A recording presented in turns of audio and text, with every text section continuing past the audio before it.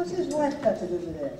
Well, he's got this cockeyed idea that after 20 years he can't kick her out, you know. Why, some people are sure fussy nowadays, aren't they? Yeah, I think you should too. She was, I'm thinking, sick of this joint night after night. Same music, same act, same faces. I guess they like everything the same. It gives them confidence. I'll say they like to sing. Most of them shoving around that floor. They would be more comfortable with each other in bed. In bed? If they were to get that over, what would they use for conversation? Look at this. Oh, how could Buck do that to me? Oh, that Dr. Jekyll and Mr. Hyde. Which was which? Now, pipe down, Thomas. You're going to put a dent in his career. What about my career?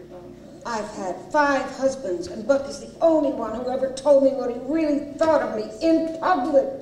Takes all kinds of husbands to round out a career like yours, Countess.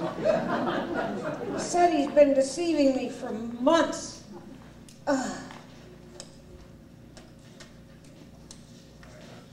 in the middle of smoke. Right in the middle of smoke gets in your eyes. Oh, I feel so superfluous. A bromo seltzer. Bromo seltzer. Yes, it'll settle your superfluity. Put some gin in it. Okay. Did he tell you the lady's name? No, Nancy. Unfortunately, Buck isn't that drunk. And another drink for Mr. Winston. No, he just said she's a natural blonde. Well, that ought to narrow down the field. And he said she was as pretty as a painted wagon. Oh, you're a pretty damn colorful calliope yourself, Congress. Now snap out of it. You know you're gonna forgive him. I'd forgive infidelity, but not base ingratitude.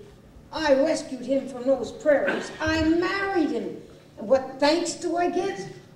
He says he'll be a cockeyed coyote if he'll herd an old beef like me back to the coast.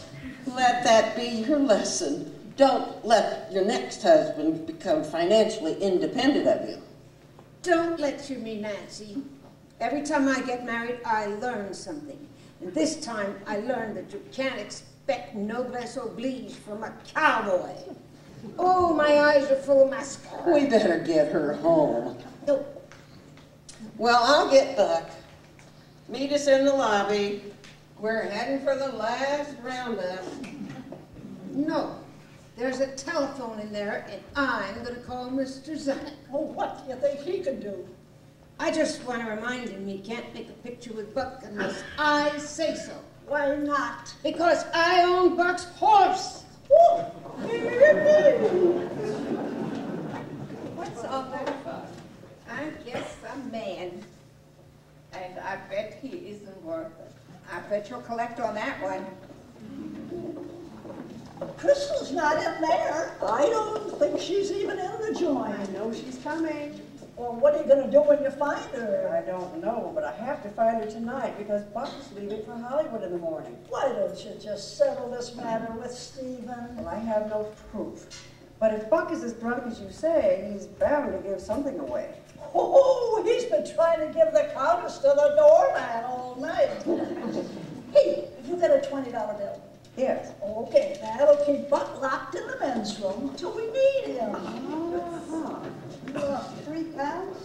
Well, £3, but it's just the moral satisfaction. You know, bananas and milk for a week, that certainly takes a lot of stamina. Well, I should say so. For bananas, a week?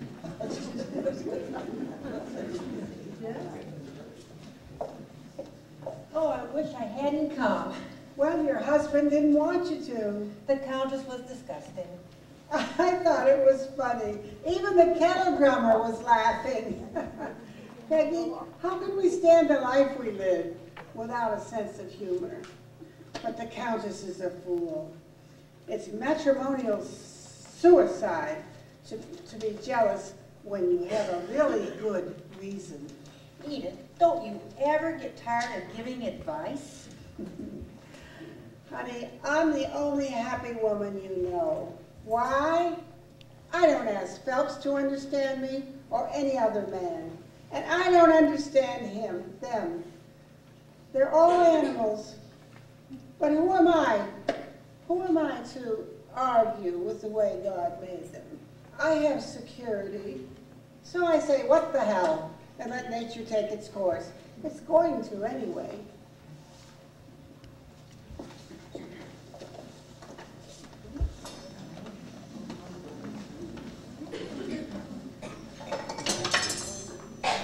Stephen is in a mood. Well, he can certainly take it and like it. Sylvia, is my mouth on straight? Crystal, you didn't come here to meet a man, did you? Sylvia, can't you lay off of that for a minute? Why, Mrs. Haynes, what a pleasure. Beg your pardon? Oh, it's a lovely party. I was afraid you weren't coming. Mrs. Fowler, Mrs. Haynes. Mrs. Fowler, Mrs. Fowler. This is absurd. Well, modern life is complicated, Sylvia.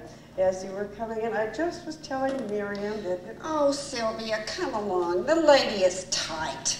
Mary, when did you begin drinking? Oh, earlier this evening with Mr. Winston. You know Mr. Winston, don't you? I'm afraid I don't. Oh, sure you do, Crystal. Don't you remember I introduced you? Well, at a cocktail party.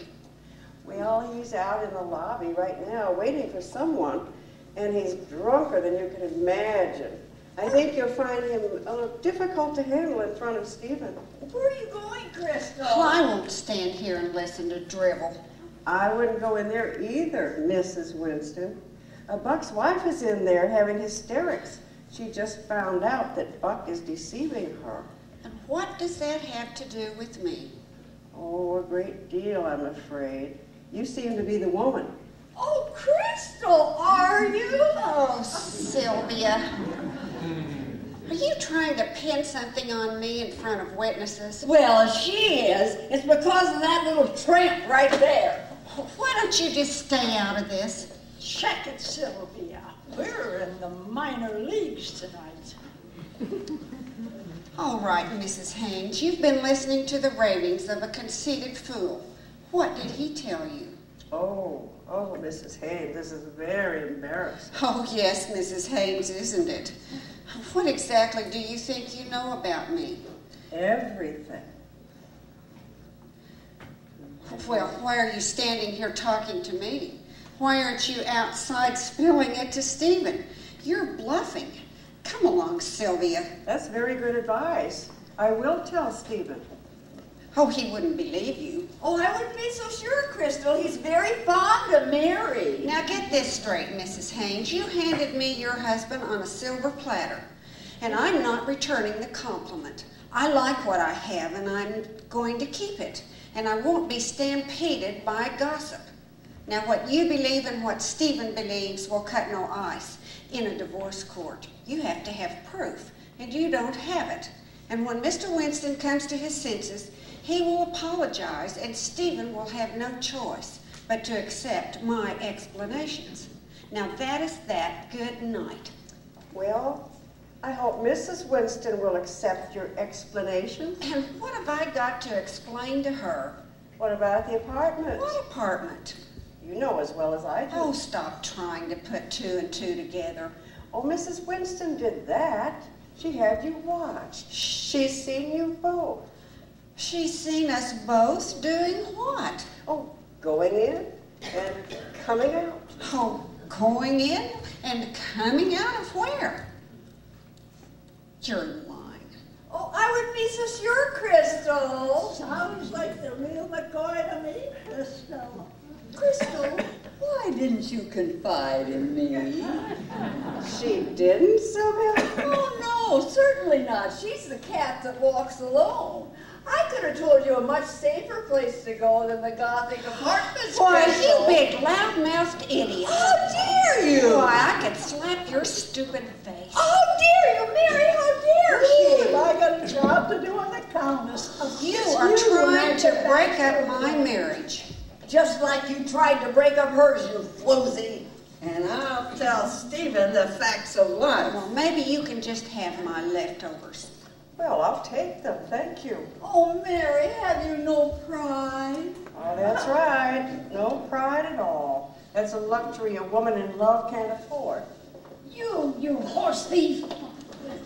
Oh, that's too bad, Countess. You painted wagon! You are determined to have a scandal, Mrs. Haynes. I'm the one that's gonna have the scandal. Why, Mary, she's no more a natural blonde than I am. What's the creature's name? Miriam forgot to tell me. Mrs. Stephen Haynes, currently. You mean that's the thing that Stephen left you for? Oh, Cherie, all I can say is refuse. I hope I never live to see the day when an obvious piece like that conquers me on the Champs Lamour. You were lying. You were lying. That old fool didn't know about us. Oh, I'm afraid she didn't.